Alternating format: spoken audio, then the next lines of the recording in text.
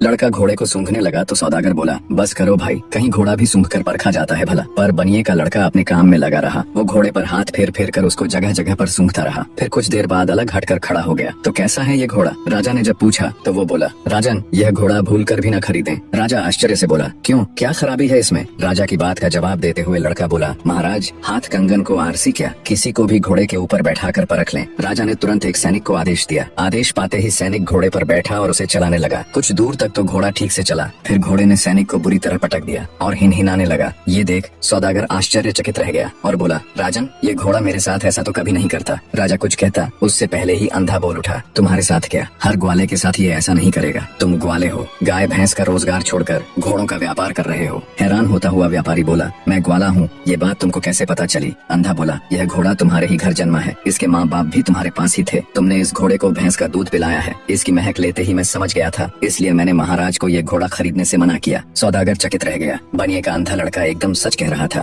सौदागर ने हाथ जोड़कर राजा से क्षमा मांगी और चुपचाप अपने घोड़े को ले वहाँ से चला गया। सारा माजरा देख राजा उस बनिए के लड़के से बहुत प्रसन्न हुआ। उसने आदेश दिया, इसकी खुराक दुगुनी कर दी जाए और इसके रहने सहने का प्रबंध और अच्छे से कर दिया जाए। अब बनिए के तीनों लड़के बड़े ठाठ से राजा के यहाँ रहने लगे। एक दिन एक जौहरी राज दरबार में आया। उसने अनेकों प्रकार के हीरे जवाहरात राजा को दिखाने शुरू कर दिए। जौहरी के दिखाए कुछ हीरे राजा की बहुत पसंद आए। राजा ने तुरंत अपने सैनिकों को आदेश दिया कि बनिए के दूसरे लड़के को बुला कर लाओ। बनिए का दूसरा अंधा लड़का आया। राजा ने उसे अपनी पसंद के हीरों को परखने के लिए कहा। वह लड़का टटोल कर परखने लगा। अधिक सुंदर दिखने वाले जवाहरात उसने अलग कर दिए और राजा से बोला, महाराज, आप भूल कर अलग किए गए हीरे जवाहरातों को न ले। अंधे लड़के की बात सुन राजा बोला, क्यों, क्या कमी है इनमें? कितने सुंदर तो हैं ये। अंधा बोला, माफ करे महाराज, पर ये बहुत अशुभ है, खासकर ये लाल। महाराज, ये इतना अशुभ है कि जो कोई भी इसे खरीदता है, जिस किसी के भी पास ये जाता है, उसको बहुत बड़ा नुकसान हुआ है। या तो उनके घर में आग लग गई या फिर सब चोरी हो गया। कुछ परिवारों में तो उनके सदस्य तक मृत्यु को प्राप्त हो गए सरकार। और ये बात ये जौहरी भी अच्छे से जानता है। इतना सुनते ही जौहरी को काटो तो खून नहीं, वो तुरंत वहाँ से उठकर भागने लगा। तो मौजूद राजा के सिपाहियों ने उसे तुरंत पकड़ लिया। जौहरी हाथ जोड़कर बोला, मुझे क्षमा कर दे महाराज, मुझसे बहुत बड़ी गलती हो गई जो मैं आपके पड़ोसी राजा के कहने पर इन अशुभ रत्नों को लेकर आपके पास चला आया।